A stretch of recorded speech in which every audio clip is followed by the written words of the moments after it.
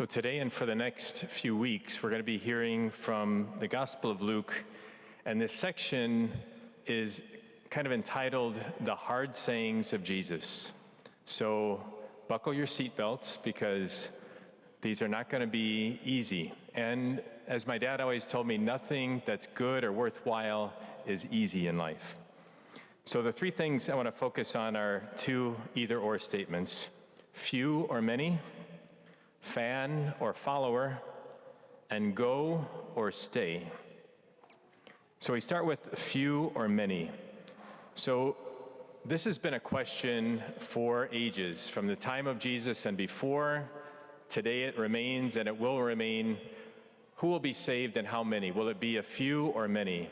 And I would say if there's a meter, today people would side more on what's called universalism, meaning everybody's going to be saved. There was a time when, people thought very few will be saved. And so the question, I think, for us is to say, well, what do the scriptures say? And that's what we're going to look at in the gospel today. So Jesus is on his way to Jerusalem. He knows that his passion and death are coming, and he's trying to teach his followers some important things before that first Holy Week. So someone asks him, Lord, will only a few people be saved? So this is after we've heard, Jesus said, it's harder for a camel to pass through an eye of a needle than for a rich person to enter the kingdom of heaven. And they're asking, well, then who can be saved? And so this was a common question during the time of Jesus.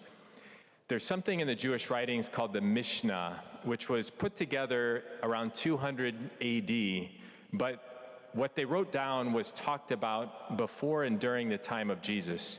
And so some rabbis wrote, all Israelites will have a share in the world to come, meaning all those from the tribes, the 12 tribes of Israel, will be saved. There are others who excluded certain groups. So some rabbis taught that the people that were killed in the flood during the time of Noah, they would be excluded because of their sinfulness. They said those people who were exiled during the Babylonian exile, the southern two tribes of Israel, because of their sinfulness, would be excluded. The men of Sodom, Sodom and Gomorrah, they're known for their sinfulness, they would be excluded. And some said the 10 tribes of Israel, which were the northern tribes that were taken into exile by the Assyrians, they would be excluded because of their sinfulness. And so that's the context behind this question to Jesus. Then who can be saved? Will it be a few or many? Not only do we have the Mishnah, but if we look in the Old Testament, we look in Isaiah chapter 10 says, it talks about the remnant of Jacob, the tribes of Israel, meaning there will be a small group of people, the number isn't known, from the 12 tribes of Israel, they will be saved. And so there were many different camps on this question. With that in mind, what does Jesus say? He's the one we should listen to the most, right? He says, strive to enter through the narrow gate, for many, I tell you, will attempt to enter, but will not be strong enough. Yikes. Many will attempt, but few will enter. So I had this image as I was reading this. You think about Black Friday and, somebody going to a certain store, and there's thousands of people in line, and there's one door. And people are, rushing to get through the door. Many are trying, but few will enter. And so these are sobering words that come right from Jesus, the Son of God. The second point is, are we a fan or follower? I have to bring in some baseball or sports analogy, right? So Jesus then offers a parable about the master of the house. He talks about a master who rises at night, he locks the door, and you're standing on the outside looking in. Think about going to a wedding feast. You had an invitation, you show up, and the door's locked. And you're looking through the windows, everybody's having a great time, but there's nobody answering the door for you. This would be our worst nightmare, right? And so, what does the master respond to the one who's saying, I want to be in the party here? The master responds, I do not know where you are from. In other words, you're a stranger to me.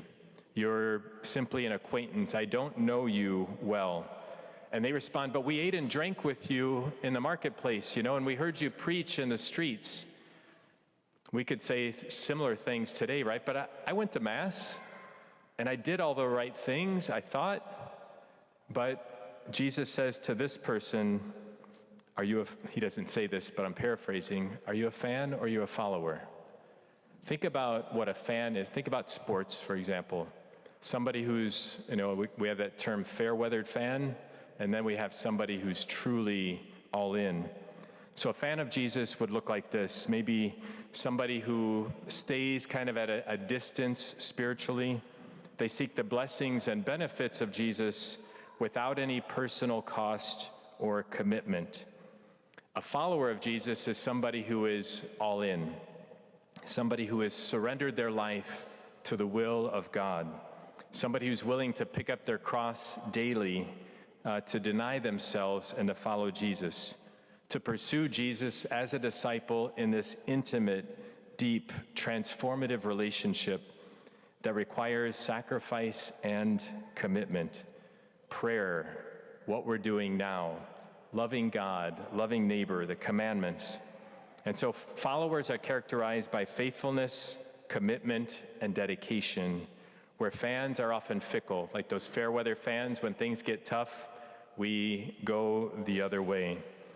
And you can tell when somebody is truly a follower of Jesus, life can be going crazy, but they're just steady. They're still here. They're still worshiping God because they're not following the winds. But when somebody's just a fan, when times get tough, they tend to back away and do their own thing.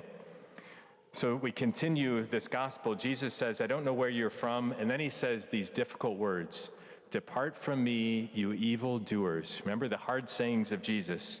And so what keeps them out, Jesus is saying, is grave sin.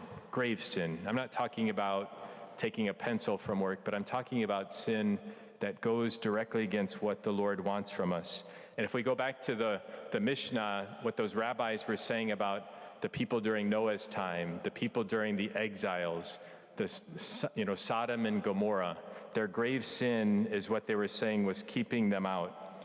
I think about, even along with grave sin, there's lukewarmness. In the book of Revelation, St. John says, from God's point of view, oh, how I wish you were hot or cold, but because you are lukewarm, it says what? I spew you out of my mouth. Difficult sayings from the scriptures, but I think they're meant, and I know they're meant to kind of wake us up to say, what am I doing in my spiritual life? And so a follower of Jesus desires to leave sin behind. None of us are perfect. We're going to sin. That's why we have the beautiful sacrament of reconciliation. And God invites us all. God's desire is that we all be saved. That's his desire. And he's mailed out an invitation to every single one of us. The question is, how do we respond to that invitation? Matthew chapter 7 says this. These are Jesus' words. Not everyone who says to me, Lord, Lord, shall enter the kingdom of heaven, but he who does the will of my Father. This is such an important point. When we are followers of Jesus, we do his will. We seek his will in prayer, and then we put his will into practice, putting our faith into action. And so, I've come up with these 6 characteristics of a disciple that I go over with our school children every week that disciples grow. These are followers. They give, they serve, they worship, they build community, and they imitate Christ. That's what the Lord wants from us, is to surrender our lives into his hands and watch what he does with them. And then we end the parable today, and Jesus says, you might be surprised who's in heaven, because the last will be first, and the first will be last. And so sometimes we might think that just by membership in the church, we're good to go. But there's more to this than membership. It's this relationship that he wants to transform our lives. And then finally, go or stay. What do I mean by this? There should be an urgency in our hearts to share the good news of Jesus. Just this week, I was on retreat with the JP2 Healing Center. It was a healing retreat for bishops. And one of the bishops, who was a military chaplain, just inspired me. He said, they were talking about their stories of call. And he said, when I met Jesus in high school, this warrior who was willing to lay down his life and die for me, I knew that I wanted to follow him wherever I go, and I want to tell the world about him. That's, not everybody becomes a priest or a bishop, but that's part of what it is to be a follower, to have this urgency to go and share the good news rather than stay where we are. In the first reading from the prophet Isaiah, he says, I will send missionaries to the ends of the earth. And you think about the 12 apostles, when they witnessed the resurrection after the crucifixion, they all gave their lives, their lifeblood for Jesus, except John, who died of natural causes, and they went to the ends of the world. The psalm that we sang tonight, go out to all the world and tell the good news. Do I have that sense of urgency to share the good news? Is this the best news ever, or is it not? It's hard to be neutral to Jesus on the cross. I was thinking about another analogy, thinking about if you walked into a class one day, let's say you're still a student in college, you're going through the syllabus, and the teacher says to you, okay, everybody's going to get an A, it doesn't matter what you do in this class. What would that do to your motivation? You probably wouldn't do anything. And imagine if Jesus just said, it doesn't matter what you do, you're all going to heaven, there's no need for a savior. That would be meaningless if that were the truth. But the truth is, he says, the road is narrow. And many are going to try, and unfortunately, they're not going to make it. And he's raising the bar for us. He's challenging us to go all in. So if we've been a fan, maybe if we've been on the outside looking in, or we're just kind of staying at a distance, maybe just happy to be a member, Jesus is inviting us to something deeper. He's inviting us to have this deep personal relationship with him. And then once that happens, it starts to transform us from the inside out. And hopefully one day we can be like that bishop that said at our retreat, that's the guy I want to follow, and I want to go out to all the world and share the good news.